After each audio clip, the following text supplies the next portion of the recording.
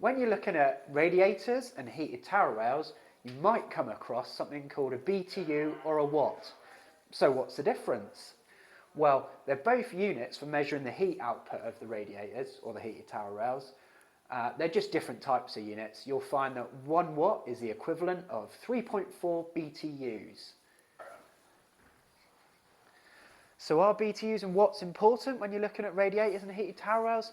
Well, yes, they are actually, because when you're looking at a room, there's a calculator that you can use where you put in the measurements of the walls and the ceilings and also the doors and windows, and that gives you a suggested heat output. And then when you're looking at the specification of the radiators, you can actually look at that number and make sure that you're getting the correct heat output for that room. If this is a bit too tricky for you, we can help you out, or your plumber can normally give you this figure to bring in with you.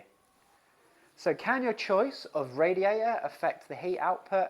Most definitely. So the first thing to contemplate is the size of the radiator. So when you're considering the size of the radiator, usually the bigger the better. So you've got height as well as width, and also you need to look at how many bars your heated tower rail's got. So if you've got lots of bars, then that generally gives out more heat output compared to a radiator where there's bigger spaces between them. Now, you can also consider with the solid radiators, the big panel radiators or the smaller radiators like you find in every single room of your house. Those will generally give out the highest heat output because they are solid with lots of hot water pumping through them. So there's lots of different finishes to look at with heated tower rails and radiators. You've got chrome. Now be aware with the heat output, this is the lowest form of heat output.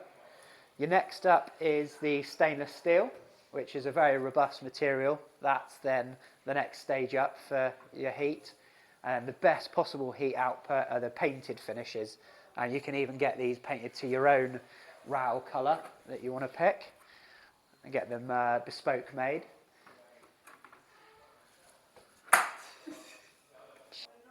Here's an example of another column radiator. This one's got a mirror front on it, but you can also get them with bespoke glass or your own image printed on the front of them. These solid radiators, these panel ones or the shorter ones, those will give the highest heat output. So in conclusion, BTUs and watts, they're both adequate ways of measuring the heat of a radiator. Your plumber might have a preference of one over the other, but either way, if you can get that figure for us, that's great. If you'd like a calculator, please see the link below. And if you've got any further questions, please add a comment.